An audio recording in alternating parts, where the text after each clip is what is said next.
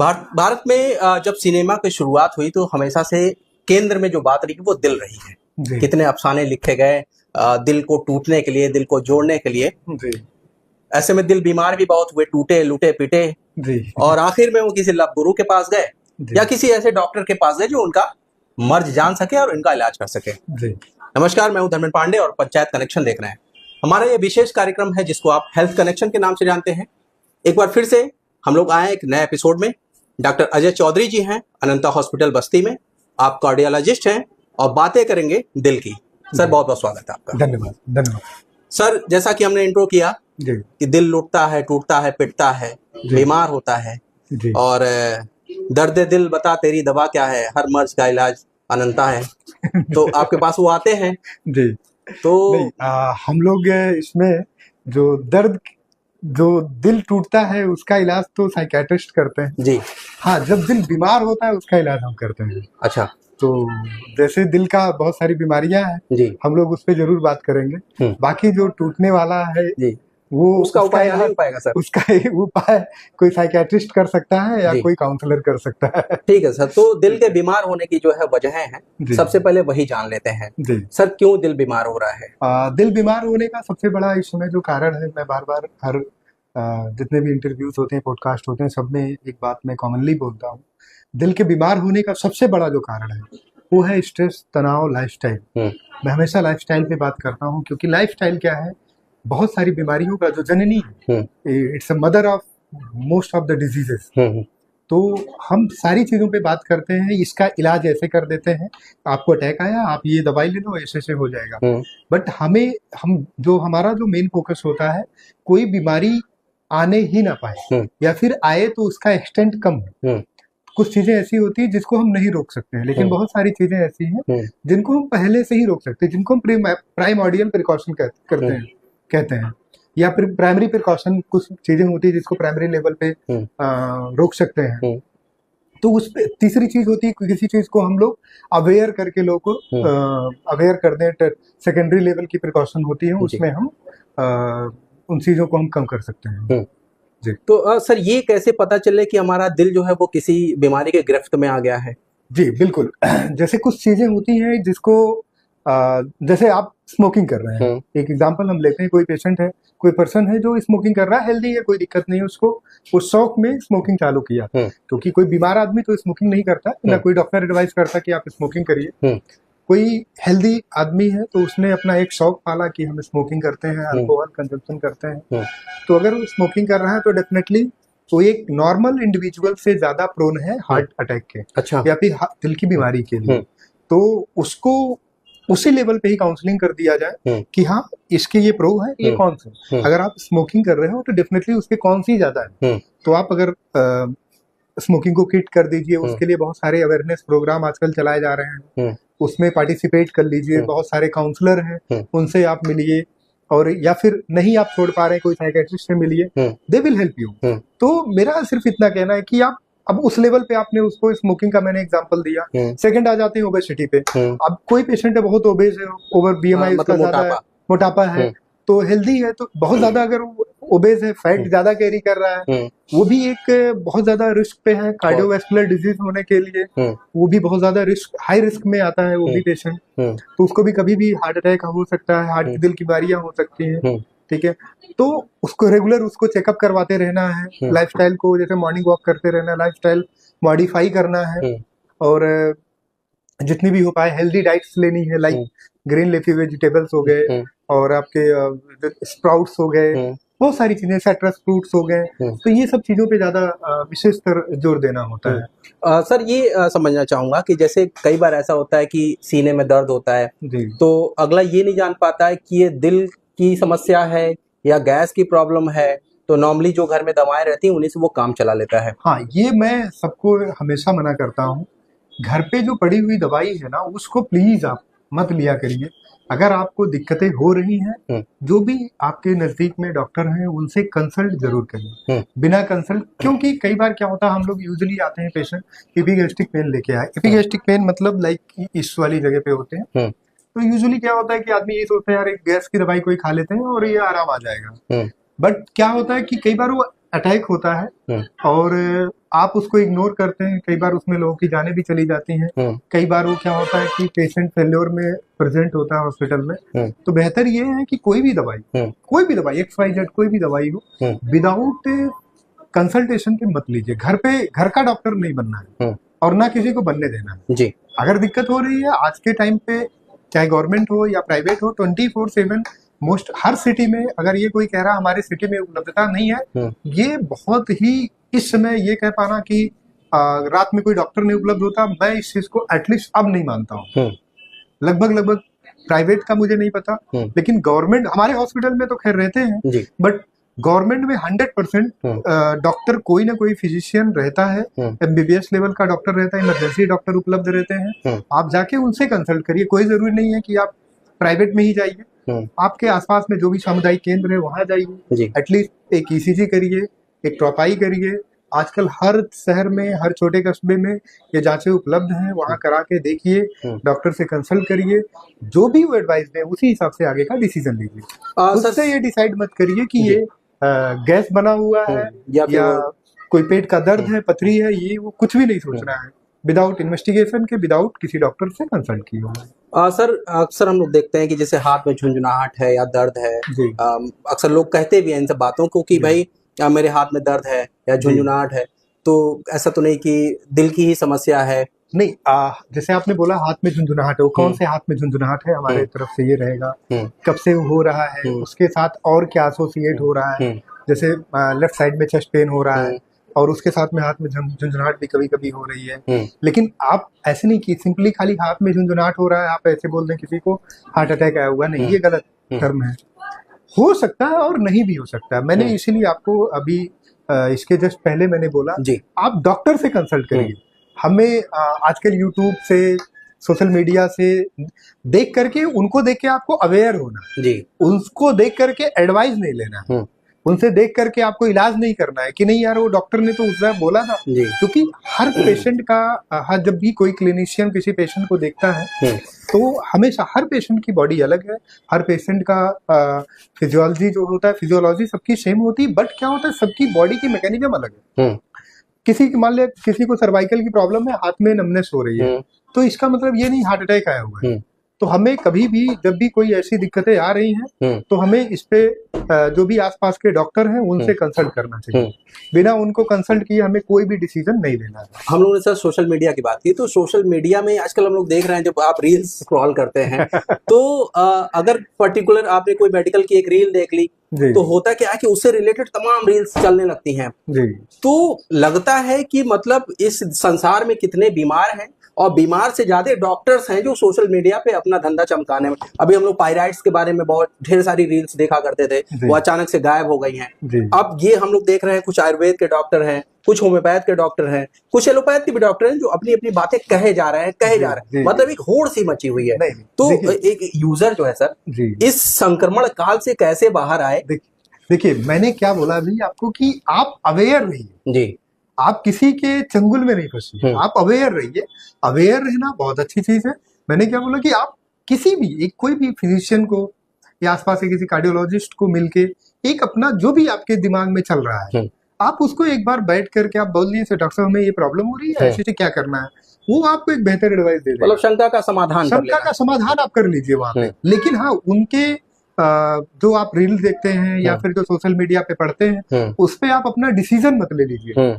कि जैसे कोई यूजुअली कई बार पेशेंट आते हैं कहते हैं कि यार मुझे चेस्ट पेन हो रहा था तो मैंने तो खून पतला करने वाली दवाई खा लिया, एक एस्पिरिन आता है, अर्जुन की छाल पीनी शुरू कर दी, तो अर्जुन की छाल पीनी शुरू कर दी। बहुत सारे पेशेंट ऐसे आते हैं। तो मेरा सिर्फ इतना कहना है कि आप खुद से डिसीजन किसी भी मेडिसिन को लेकर के मत होइए, किसी भी बीमारी को लेके आप डिसीजन मत लीजिए। उसके लिए डॉक्टर्स हैं, उसके लिए बहुत सारे डायग्नोस्टिक टेस्ट हैं, उस पे आप जाइए और जब उसमें कुछ पॉजिटिव आ रहा है देन आप उसको अपने जो भी डॉक्टर है उनसे कंसल्ट करके तब कोई दवाई लीजिए। सर्दियां सर बड़ी ही अच्छी मानी जाती हैं और खान पान को लेके बड़ी मुफीद सीजन रहता है ये, और लोग पहनते हैं, ओढ़ते हैं, खुश रहते हैं। लेकिन ये जो दिल की बीमारी है ठंडक में कुछ ज्यादा दस्तक देती है क्या? इसमें क्या होता है, यूजुअली जो कंस्ट्रक्शन होता है यानी कि जो धमनियां होती है थोड़ी पतली हो जाती है, तो उसकी वजह से क्या होता है बीपी शूट आउट कर जाता है, तो बीपी बढ़ता है, तो कई बार अटैक आ जाते हैं। तो इस सीजन में थोड़ा अटैक आने की संभावनाएं तो बढ़ जाती ठंडक की वजह से खून भी गाढ़ा होता है? नहीं, खून गाढ़ा नहीं होता, वाजो कंस्ट्रिक्शन होता है। खून तो हमेशा मतलब खून का जो कंसंट्रेशन वो वही रहता है। मतलब ये मिथ है जो कहा जाता है कि ठंडक में खून गाढ़ा हो गया तो क्या होता है, वाजो कंस्ट्रिक्शन होते हैं। हाँ। तो उसकी वजह से कई बार ये होता है। जैसे कोई यूजुअली क्या होता है, जैसे कोई बीपी की दवाई छोड़ा हुआ है और ठंडी आई, उसका बीपी थोड़ा शूट आउट कर गया, छोटा एमआई आ गया, या फिर कोई परहेज नहीं कर रहा है, बहुत सारी चीजें ऐसी होती है। मतलब एन नंबर ऑफ फैक्टर्स होते हैं। मतलब खाली ठंडी ही नहीं, किसी को अटैक लाने के लिए सिर्फ ठंडी रीजन नहीं है कि अटैक उसको आ जाएगा। स्मोकिंग कर रहा है वो पेशेंट, कोई पर्सन स्मोकिंग कर रहा ठंडी की वजह से, तो क्या होता है कि हम सेकेंडरी कॉज को ज्यादा ध्यान देते हैं, प्राइमरी को नहीं देते। वो शुरुआत कहाँ से हुई वो नहीं कोई देखता, बहुत कभी लोग ध्यान देते हैं। वो अभी हुआ उस पर ज्यादा सबका ध्यान जाता है।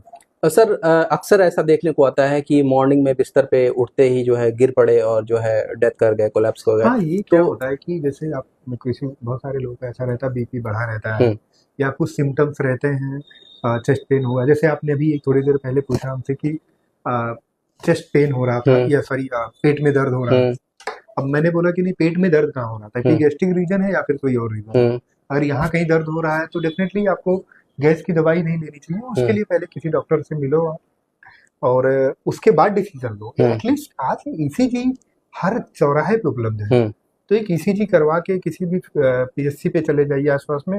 हर सामुदायिक केंद्र आज के टाइम पे सामुदायिक केंद्र की उपलब्धता और डॉक्टरों की उपलब्धता पर्याप्त है। ये आप भी जानते हैं, हम भी आप भी मीडिया से हैं, आप देखते होंगे डॉक्टर एटलीस्ट 24 आवर मिल जाते हैं। किसी भी एमबीबीएस डॉक्टर को भी आप दिखा लेंगे ईसीजी में क्या असर है क्या नहीं है, एटलीस्ट वो आपको एक असेसमेंट करके दे देगा। तो आप उसके बाद ही डिसीजन लीजिए कि अटैक है या नहीं है, या दवाई खानी है नहीं खानी, गैस है, कुछ और दिक्कतें हैं, तब उसके बाद आप जाइए किसी भी चीज पे। मैं बार बार एक ही चीज पे फोकस कर रहा हूँ, खुद से डॉक्टर नहीं बनना, क्योंकि ये सबसे बड़ी दिक्कत है कि इस समय मेडिकल फील्ड में एटलीस्ट हर घर में हर व्यक्ति डॉक्टर हो चुका है। तो वो क्या होता है कि वो जो खुद से सेल्फ जो आज सोशल मीडिया से सेल्फ डायग्नोस कर रहे हैं, वो ज्यादा। गूगल से पूछिए कि सिर में दर्द होता तो वो दिखाता है सिर का कैंसर है। हाँ, तो नाक में दर्द होता तो नाक का कैंसर, वो कैंसर से नीचे बात ही नहीं कर रहा है। आपको गूगल से नहीं पूछना है। आप जैसे हम लोग गांव में रहते हैं तो हम तो बार बार एक चीज कह रहे हैं, हमारे पीएचसी इस समय इतने मजबूत हैं कि पीएचसी पे डॉक्टर है। ये आप 24 घंटे कभी भी किसी पीएचसी पे जाएंगे, वहाँ डॉक्टर आपको मिल रहा है। तो आप गूगल से मत पूछो, आपके बगल में 2 किलोमीटर 2.5 किलोमीटर डॉक्टर से पूछ लिया जाए, पीएचसी है, आप उस डॉक्टर से जाके पूछ लो। आपको सिर में दर्द हो रहा है, कैंसर है क्या है, वो अपना जो भी इन्वेस्टिगेशन होंगे वो करवा के देख लेंगे, आपका डाउट भी क्लियर हो जाएगा। और अगर कुछ ऐसी बीमारी है तो अर्ली डायग्नोसिस हो जाएगा। Early diagnosis, early treatment, cure, आपका रिजल्ट काफी अच्छा आ जाएगा। सर एक अहम सवाल ये है कि जांचों का जो अंतराल है, जैसे मान लीजिए मैंने कभी जीवन में जांच नहीं कराई, जी, तो मुझे जांच कब करानी चाहिए और क्यों करानी चाहिए? देखिए, ऐसा कोई डॉक्यूमेंटेशन नहीं है कि आप इतने दिन के बाद ये जांच कराइए। हाँ, यूजुअली हम लोग जो प्रीफर करते हैं, जैसे आप 40 प्लस कोई पेशेंट हो, कोई पर्सन है, तो हम लोग बोलते हैं एटलीस्ट आपको साल में एक बार HbA1c करवा लीजिए। रूटीन इन्वेस्टिगेशन होते हैं, आजकल बहुत सारे लैब खुल गए हैं, घर पे होम विजिट करके कर देते हैं। जैसे जो मैं जांचें बोल रहा हूँ, एक तो HbA1c है, एक आपका सीरम विटामिन डी है, तीसरा आपका कोलेस्ट्रॉल है, ठीक है, बिलरुबिन है, ठीक है, और ECG है। ये सारी बेसिक इन्वेस्टिगेशंस आप करवा करके एक बार अपना एक किडनी की जांच होती है, एक बेसिक रूटीन इन्वेस्टिगेशंस करवा करके आप अपने बहुत सारे हेल्थ पैकेज हैं आजकल, कोई भी एक कार्डियक हेल्थ पैकेज आप ले लीजिए और बीपी का चेकअप करा लीजिए। ये सब करवा करके इससे आपको ये रहेगा, असेसमेंट होता रहेगा। सर जैसे मान लीजिए अगर किसी को हार्ट का अटैक आता ही है, सिम्टम्स की बात करें, पसीना आ जाना, पेन होना चेस्ट में, तो एक CPR देने की बात की जाती है, तो क्या लगता है कितना कारगर होता है CPR, उसकी उपयोगिता क्या है? कार्डियक अरेस्ट जो होता है और CPR, मतलब कार्डियक अरेस्ट में CPR का जो बहुत महत्व है, और ये तो हम लोग एक मुहिम भी चला रहे हैं इस समय CPR की ट्रेनिंग के लिए। एटलीस्ट बेसिक लेवल का CPR सबको पता है, और उससे क्या रहता है कि कई बार ऐसे आजकल कंपनी जो बड़ी बड़ी मेट्रो सिटीज हैं, वहाँ पे CPR की ट्रेनिंग दिया भी जाता है, क्योंकि कोई जरूरी नहीं है किसी को कार्डियक अरेस्ट कब आएगा और कहाँ आएगा। ये रोड चलते हुए भी किसी को आ सकता है। आपने देखा होगा अभी एयरपोर्ट पे एक वीडियो बड़ा वायरल हुआ था, CPR देते हुए। तो सीपीआर की और सीपीआर की वजह से जान भी बच गई। जान भी बच गई थी। तो जी। सीपीआर तो सबको पता होना चाहिए बेसिकली। अगर कोई पेशेंट अरेस्ट में जा रहा है तो सीपीआर आप कोई भी दे सकता है, उसके लिए किसी क्वालिफिकेशन की जरूरत नहीं है, क्योंकि उस टाइम पे बहुत ही कम टाइम होता है उस पेशेंट के पास। अगर आप सीपीआर दे के रिवाइव करवा ले जा रहे हैं तो ये बहुत ही बड़ा, किसी का जान आप विद इन सेकेंड्स में आप बचा सकते हैं। जी। गोल्डन आवर की बात कर लेते हैं सर। हार्ट अटैक आने के बाद गोल्डन आवर जो होता है वो हम लोग यूजुअली 4 आवर में मानते हैं। 4 घंटे। और वैसे 4 बेसिकली 4, वैसे कुछ बुक्स में वेरी भी करता है 4 to 8, मतलब मिनिमम विद इन 4 आवर तो बहुत अच्छा रहता है। और 8 आवर तक हम लोग थ्रोम्बोलाइज कर देते हैं पेशेंट को। विद इन 8 आवर भी पेशेंट आता है तो थ्रोम्बोलाइज कर दिया जाता है। सर मैं आपसे एक फेवर भी चाहूंगा इस एपिसोड के माध्यम से। जैसे सरकार तो प्रचार प्रसार कर ही रही है चीजों की, अवेयरनेस के कार्यक्रम तमाम चलते रहे। हम ये चाहते हैं कि अनंता हॉस्पिटल और उसके एक्सपर्ट डॉक्टर्स फील्ड में आए, ग्रामीण क्षेत्रों में जहाँ पे मतलब सरकार की पहुंच तो है लेकिन बहुत ज्यादा संसाधन मुहैया नहीं हो पा रहे हैं वहाँ पे। नहीं, तो सरकार भी इन सब चीजों पे आजकल मोबिलिटी वैन चला रही है, बहुत सारी चीजें हैं। रूरल गांव में जा करके कुछ ऐसी स्कीम है जो गांव में जा करके लोग डॉक्टर्स जाते हैं, ट्रीटमेंट करते हैं, असेसमेंट करते हैं। ऑनलाइन प्रोग्राम भी कई सारे चल रहे हैं जो मुझे जानकारी। लेकिन वो पीपीपी मॉडल पे अगर हम लोग काम करें, हाँ, तो उस पे भी नहीं, गवर्नमेंट कर रही है, ऑलरेडी कर रही है। लेकिन क्या होता है कि देखिए, मैं बार बार एक वर्ड बोलता हूँ, हर चीज हम सरकार पे और हर चीज दूसरों पे हम नहीं छोड़ सकते। कुछ चीजें ऐसी होती हैं जिनको हमें खुद देखना है। आप ऐसा नहीं हर चीज में सरकार को बीच में नहीं रख सकते कि सरकार ये करे, हमें हमारी भी तो कुछ जिम्मेदारी है। बिल्कुल। अभी मैं एक छोटा सा एग्जांपल दूं, हम लोग एयरपोर्ट पे ट्रैवल करते हैं, हर जगह इधर उधर ट्रैवल मैं हमेशा करते रहता हूँ, मैं बहुत शौकीन हूँ ट्रैवल का। कहीं भी आप किसी बस स्टैंड पे जाइए, गवर्नमेंट सारी सुविधाएं देके रखी हुई है। आप वहाँ पे सफाई कर्मचारी हैं, साफ सफाई हो रहा है, मेंटेन हो रहा है। आप वॉशरूम में जा रहे हैं और आप फ्लश नहीं कर रहे हैं, तो उसमें सरकार की क्या गलती है? बिल्कुल। तो यह बेसिक जागरूकता जो है, ये बेसिक लेवल की चीज है, ये हमें आपको करना है। गवर्नमेंट कर रही है, गवर्नमेंट इतनी बड़ी पॉपुलेशन है, हर किसी तक हर संसाधन पहुंच जाए इमीडिएट बेसिस पे, ये संभव नहीं है। लेकिन ये हम तो जागरूक होकर उसको कर सकते हैं। हम जागरूक, सपोज आपने बोला कि एक पॉलीथीन एक बड़ी बेसिक सी चीज होती है, हमने कुछ भी हमने लिया, कोई पैकेट वाला, ये मैं उदाहरण दे रहा था, चिप्स लिया, उसको खाया और गाड़ी से उठा के फेंक दिया, तो अब उसमें गवर्नमेंट की क्या गलती है? गवर्नमेंट का कोई पर्सन आएगा तो साफ, तो सुबह जब साफ झाड़ू लगाने आएगा तभी तो साफ करेगा ना, दिन भर तो गंदा रहेगा, या शाम को जब झाड़ू लगेगा तभी साफ होगा। तो हमारे हॉस्पिटल में बता रहा हूँ, बहुत सारे पेशेंट ऐसे कई बार आते हैं, वो जा करके ऊपर दीवारों पे थूक देते हैं। तो उसमें मैं कितना भी मेंटेन करूँ, अगर आप अवेयर नहीं है, आपकी मदद नहीं मिलेगी, आपका सहयोग नहीं मिलेगा, तो उसमें कोई भी व्यक्ति कुछ भी नहीं कर पाएगा कहीं पर भी। जी। अभी साहित्यिक शब्द है उलाहना, हम लोग इस्तेमाल करते हैं, और देहाती या भोजपुरी खाटी शब्द है ओरहन। तो वो ओरहन हम लोग श्री अंकुर जी को देते हैं कि भैया आपका जो है नगर पालिका का कर्मचारी आ नहीं रहा है, हम कूड़ा फेंके पड़े हैं। नहीं, वो तो देखो आप, मैं देखो इस चीज पे तो मैं यही बोलूंगा कि देखो, अवेयरनेस आप अपने अंदर, शुरुआत किसी भी चीज की सुधार पहले बड़े बुजुर्ग कह के गए हैं, पहले आप अपने आप से करिए। जब आप सुधर जाइए तो आप उम्मीद करिए अगला सुधरेगा, क्योंकि वही बात हर जगह पे है, चाहे स्वास्थ्य जगत हो या फिर आप साफ सफाई की बात की है वहां पर भी हो। तो मैं तो यही कहूंगा कि जैसे अभी हम लोग बात कर रहे थे बीमारियों के बारे में, कई बार अब हम ही लोग हैं, कोई दिक्कत हो रही है तो अब खुद से दवाई खाते जा रहे हैं, तो उसमें हम किसको हम गलत कहें जी। जब हम गए ही नहीं हॉस्पिटल पे, किसी डॉक्टर को मिले ही नहीं, तो हम कैसे किसी को उलाहना दे सकते हैं कि नहीं हमारा इलाज नहीं हो पाया। आप कई बार ऐसे होते पेशेंट बहुत ही लास्ट स्टेज में पहुंचते हैं, उसमें आप कुछ भी नहीं कर सकते। तो एक टाइम पीरियड होता है, एक टाइम पीरियड तक तो आप बहुत कुछ कर सकते हैं, उसके बाद जब हाथ से चीजें निकल जाती तो बहुत कुछ नहीं किया जा सकता है। चूंकि सर बाहर कुछ मरीज भी इंतजार कर रहे हैं, और एपिसोड के आखिरी दौर में हम लोग चलते थोड़ी सी सर मैं आपकी तारीफ भी करना चाहता हूँ इस एपिसोड में। और जैसे इतना जॉली नेचर सर, हंसमुख स्वभाव है, मरीज तो आधा ऐसे ही ठीक होके चला जाता है यहाँ से। चूंकि हम भी कई बार मरीज बन के यहाँ पे आए हैं, तो मुझे लगा कि नहीं, एक जो पॉजिटिविटी है डॉक्टर की, वो कहीं ना कहीं वो ट्रांसफर होती है पेशेंट के अंदर, और जो मुरझाया हुआ चेहरा वो फिर यहाँ से हंसते हुए निकलता है। तो ये कैसे सर संभव हो पाता है? नहीं, देखिए मैंने क्या बोला, लाइफस्टाइल हम भी, हमारे लिए वो भी, जैसे मैं अपने काम में आप इंटरेस्ट लेते हो, तो आप देखिए 2 चीजें हैं, आपको यही डेली करना है, तो यू शुड टेक इंटरेस्ट। मतलब ये बर्डन नहीं होना चाहिए, आपका इसमें इंटरेस्ट होना चाहिए, तभी आप दूसरों के लिए फ्रूटफुल हो पाएंगे। आप खुद परेशान हैं, आप खुद सारे, आपको कोई प्रॉब्लम बता रहे हैं यार, आप 4 प्रॉब्लम उसको बताओगे तो कैसे ठीक हो। तो मेरा जो मानना, उसको सुनो। कोई भी कंप्लेन कर रहा है, कोई भी प्रॉब्लम लेके आ रहा है, एटलीस्ट आप उसको सुनो पहले और पूरा टाइम दीजिए। क्योंकि कई बार पेशेंट्स ऐसे होते हैं, बहुत ज्यादा उनको दिक्कतें नहीं, बट उनको कोई तो चाहिए जो अटेंशन दे। आप अटेंशन दो उसको, प्रॉपरली आप सुनो, देन आप डिसाइड करो। आप जजमेंटल मत हो जाओ एट द सेम टाइम कि नहीं यार इसको तो कुछ नहीं है, नहीं यार ये तो ये ऐसे ही है, नहीं ऐसे नहीं करना है। उसकी प्रॉपर बातें, कई बार ऐसी हिस्ट्री, जिसको हम लोग मेडिकल के जो मेडिकल एजुकेशन के टाइम पे सिखाया जाता है, हिस्ट्री टेकिंग, तो हिस्ट्री बहुत ही प्रॉपरली लेना होता है।